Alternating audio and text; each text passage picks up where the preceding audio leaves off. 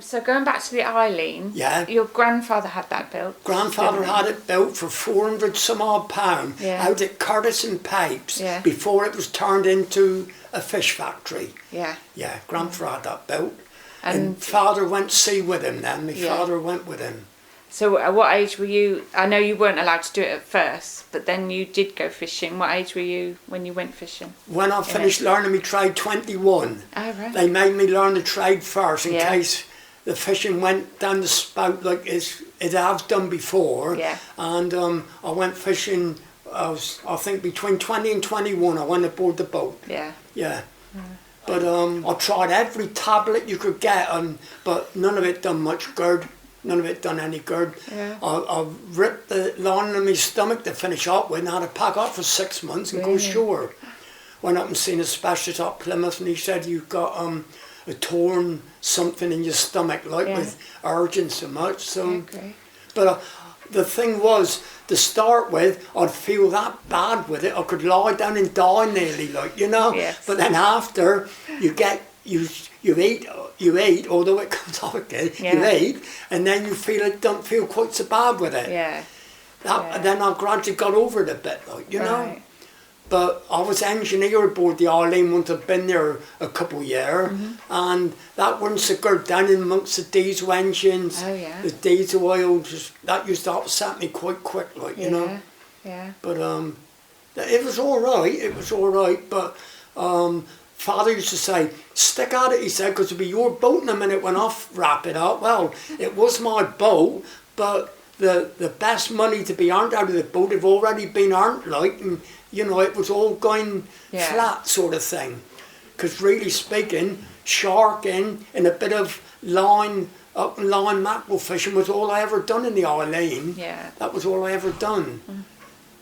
And then when Father passed away, within a month or so, I sold her. Like, I knew somebody wanted her, and she was only insured for a very low sum of money, that you couldn't charge no more than that sum of money. And I sold her cheap, like, and got rid of it, got it off me back, because I was just paying out money, doing repairs all the time, really. You know, being an old boat. Yeah. A family bought her and done her up as a sailing boat, like, you know, a lugger, and they spent a lot of money on her, and she looked very nice once they'd done her up. Yeah. Is she still going now? It's still going now, yeah. Oh, wow. Down at Polruin, I think she is, up one of the creeks up the... Yeah. Yeah.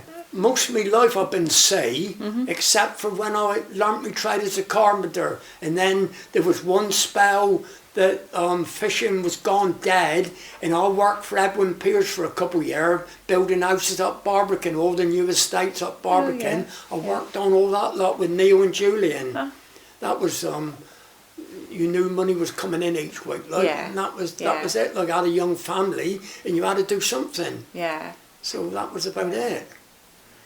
Are there any weird superstitions around fishing? Yeah, there is, Claire. If you down on the boats down in the harbour and a vicar walked down over the quay, you'd moor the boat up again and go home and not say nothing. Yeah, if you see a vicar come down or a vicar get aboard the boat, that was deadly. Oh, the bottom could drop out or the engine could blow up or anything. And if you saw a rabbit on the island like there used to be, that was nearly as bad as that. Oh, you must never talk about rabbits. Yeah. Recently a harbour meeting was cancelled because someone said that word. Yeah, if they say that, it's deadly. Yeah. Mustn't never say about a rabbit or a vicar. That was the two main ones, right. Like, you know? Yeah. And you must never leave a bucket upside down. The bucket always had to be put up the right way. Oh, right. I don't know why, but always put a bucket up the right way. Yeah.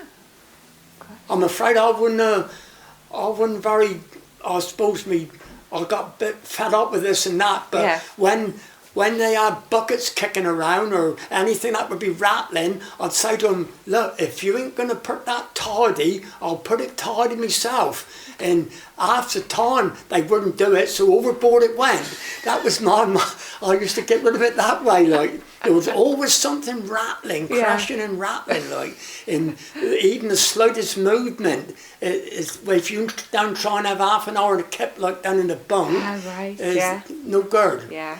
Because when you were out long lining, you'd have to go out first, shoot all your nets, and then catch your pilchards, and when you got your pilchards aboard, you'd count them, see if you had enough to bite up your 5,600 hooks. Because then you might have to cut some in 2 and some in 3. Well, once you had your bait aboard, quite often you were between the Eddystone and Mevagissey Bay. That's where you would shoot you normally. Yeah. So what you would do then, you would be motoring up towards the Eddystone, and there'd be 2 men cutting up the pilchard all the time, and the other 3 of us would be baiting up the hooks, like, you know? Yeah. So that when you get past the Eddystone, you'd always put the stern of the boat right in along with the Eddystone, and you'd go away your course from there, either east, southeast of Stone, southeast, south be west of the Stone, whatever ground you plan to go on.